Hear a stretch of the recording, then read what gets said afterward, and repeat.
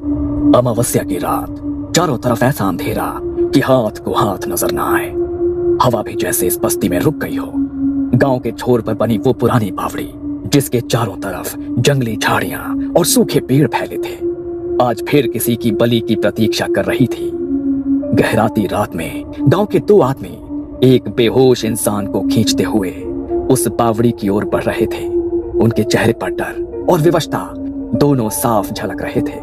ध्यान से, जरा भी आवाज मत करना, अगर कोई देख लेगा तो सारा काम बिगड़ जाएगा। अगर आज इसे नहीं चढ़ाया तो फिर हमारे घर से एक एक कर सब मरेगा, जैसे पिछली बार हुआ था। मुझे मंजूरी के मरने की चीखें आज भी याद हैं। वो जैसे ही बावड़ी के किनारे पहुंचे, रुको, ये क्या कर रहे हो? कौन है ये आदमी? वो दोनों ठिठक गए। ये थे देशमुख परिवार के वारिस, गांव के सबसे पुराने और समृद्ध खानदान के लोग। उनके चेहरे की हवाइयां उड़ने लगी। हमें मत रोको, ये हमारी प्रथा है, हमारे पूर्वज की शपथ है। अगर हम इसे नहीं निभाएंगे तो हमारा पूरा वंश खत्म हो जाएगा। इंस्पेक्टर ने आगे बढ़ते हुए पूछा, कौन सी प्रथा? ये सब क्या बकवास है? गांव में एक भयानक सिलसिला कई सालों से शुरू था। कभी कोई किसान जो खेत की रखवाली कर रहा होता है, कभी कोई व्यापारी जो देर रात लौटता है, तो कभी कोई मासूम बच्चा जो गलती से रात में बाहर चला जाता है, रात में गायब हो जाते हैं। सुबह होते ही घर वालों को बस ये सुनाई देता कि शायद किसी जंगली जानवर ने उठा लिया होगा या कहीं भाग गया होगा। पर कोई भी ये नहीं सोच पा रहा था कि यह सिलसिला आखिर बार बार क्यों हो रहा है। डर ने पूरे गांव को जकड़ लिया था।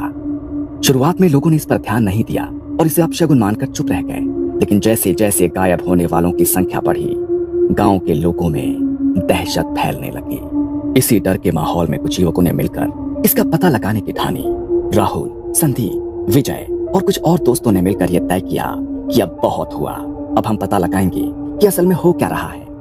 उन्होंने गांव के हर कोने की निगरानी शुरू कर दी। हर अमावस्या की रात वो लोग छिपकर पहरा देते, लेकिन हर बार कोई न कोई किसी न किसी बहाने से गायब हो ही जाता। पूरे गांव में यह खबर फैल जाती है। फिर उन्होंने बगल के गांव के कुछ लोगों और पुलिस से संपर्क किया और उन्होंने मिलकर एक प्लान बनाया। वो हर घर पर नजर रखेंगे और हर व्यक्ति की गतिविधियों का लेखा जोखा रखेंगे। गांव में चेतावनी दी गई कि जरूरी काम ना होने पर कोई भी अमावस्या की रात घर से बाहर ना निकले, लेकिन इसके बावजूद भी कोई ना कोई गायब हो ही जाता। इन्हीं कोशिशों के दौरान एक बड़ा सुराग मिला। देशमुख परिवार, गांव का सबसे अमीर और पुराना परिवार, जिनकी हवेली गांव के बीचों बीच थी। अमावस्या की रातों में उनके घर की गतिविधियां कुछ ज्यादा ही संदिग्ध लगने लगी। उनके घर के पीछे की तरफ से रात के समय कुछ लोग बाहर निकलते, लेकिन जब भी उनकी निगरानी की जाती तो गायब हो जाते। अगली अमावस्या को उन्होंने देशमुख घर के दूसरी तरफ से निगरानी की। तब उस रात राहुल और उसके दोस्तों ने देखा कि देशमुख परिवार के दो पुरुष एक बेहोश व्यक्ति को घर से निकाल रहे थे। वो सीधे बावड़ी की ओर बढ़े। राहुल और उसके दोस्त साथ में दो पुलिस वाले उनका पीछा करते हुए झाड़ियों में छिप गए। उन्होंने देखा कि देशमुख परिवार के लोग उस बेहोश व्यक्ति को बावड़ी के किनारे ले जाकर उसकी पूजा कर रहे थे।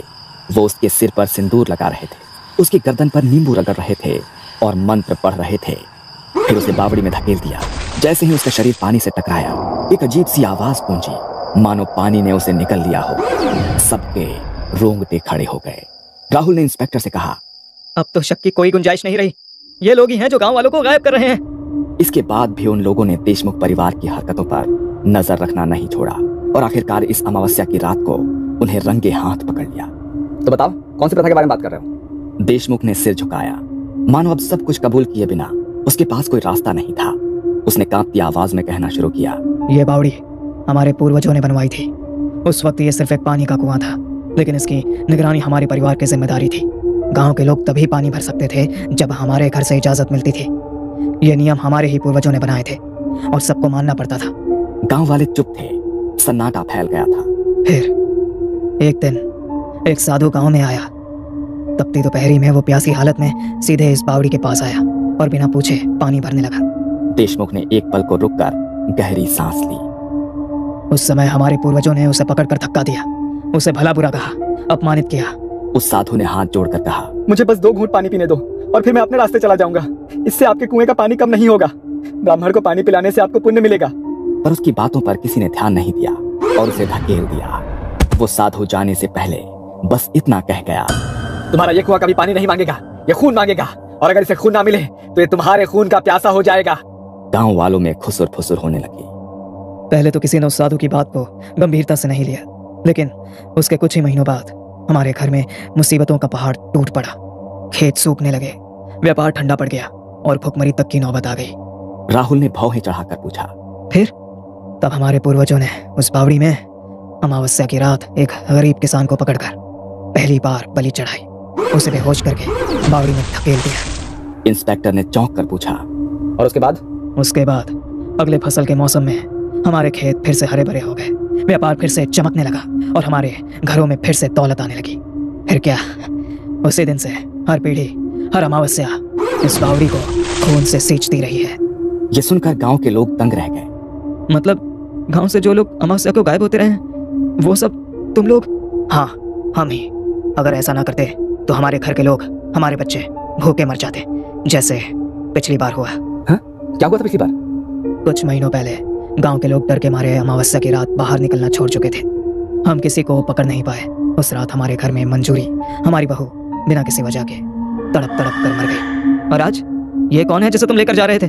देशमुख ने गहरी नजरों से उन्हें देखा। ये रामलाल हमारे घर का बूढ़ा नौकर है, बचपन से हमारे साथ है, कई पीढ़ियों से हमारे घर की सेवा करता रहा है। जब गांव वालों ने घर से बाहर निकलना बंद कर दिया तो हमें अपने ही घर से अपनी ही सेवा करने वाले आदमी को चुनना पड़ा। अच्छा, तो तुमने अपने ही घर के बूढ़े नौकर को मारने का फैसला कर लिया, सिर्फ इस बावड़ी को खुश करने के लिए? अगर नहीं करते तो हमारे घर में कोई और मरता। हमारे बच्चे, हमारी औरतें जो अब भी हमारे साथ हैं, शायद वो नहीं बचते। गांव वालों ने एक दूसरे की ओर डरी हुई नजरों से देखा।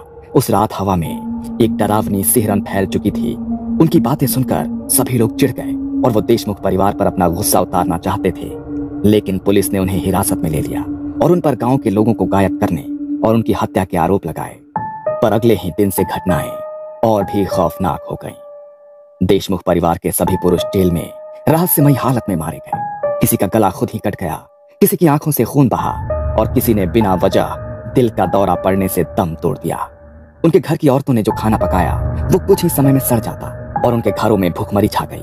बच्चों की तबीयत बिगड़ने लगी और एक एक करके सारे परिवार के सदस्य अजीब और दर्दनाक मौतें मरने लगे। देशमुख का पूरा परिवार कुछ ही दिनों में खत्म हो गया और उनका घर अब वीराना हो गया। लेकिन इससे भी डरावना वो था जो उनके खिलाफ खड़े होने वाले गांव के लोगों के साथ हुआ।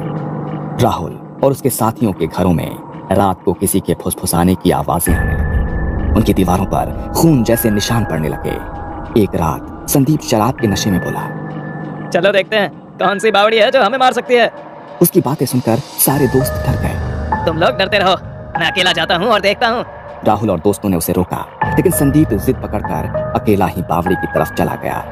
अगली सुबह बावड़ी के किनारे संदीप के कपड़े मिले, सलीके से तह किए हुए, जैसे किसी ने उन्हें ध्यान से रखा, लेकिन संदीप का कहीं कोई निशान नहीं था। अब डर पूरे गांव में फैल चुका था।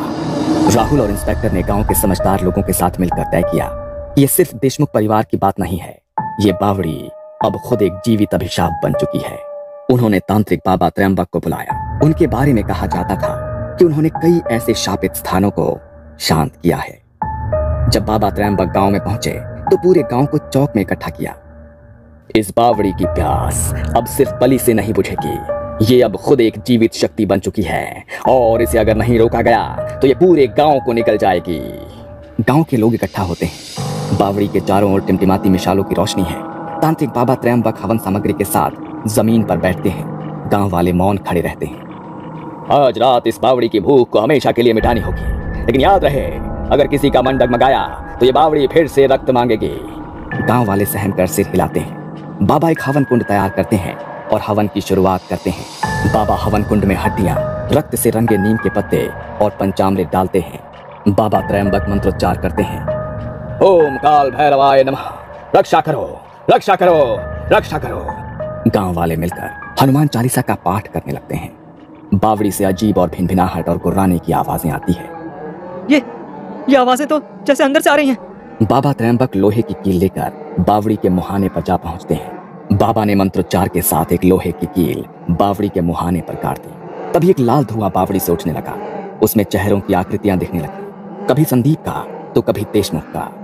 गांव के कई लोग डर के मारे बेहोश हो गए। ये तो संदीप का चेहरा है। अब समय आ गया है।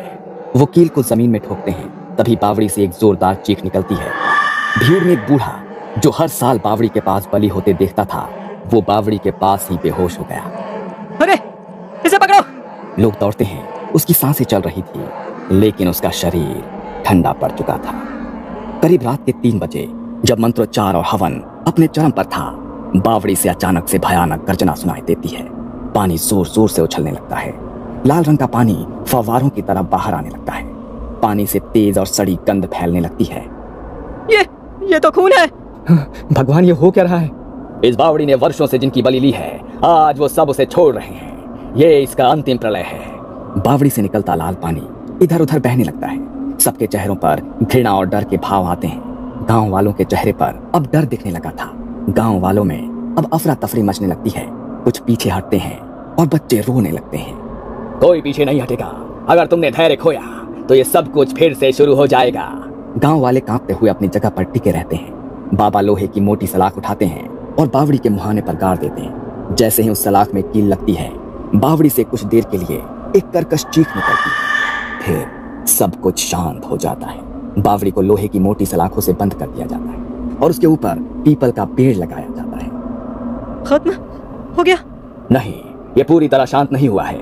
इसकी भूख हमने अभी सुला दी है, लेकिन ये फिर से ना जाग जाए, इसलिए हर अमावस्या की रात इस बावड़ी के पास गांव का कोई ना कोई बुजुर्ग दिया जलाएगा और हनुमान चालीसा का पाठ करेगा। ये शर्त है, अगर ये निभाई नहीं गई तो ये भूख फिर से जाग उठेगी और मौत का तांडव दोबारा से शुरू हो जाएगा।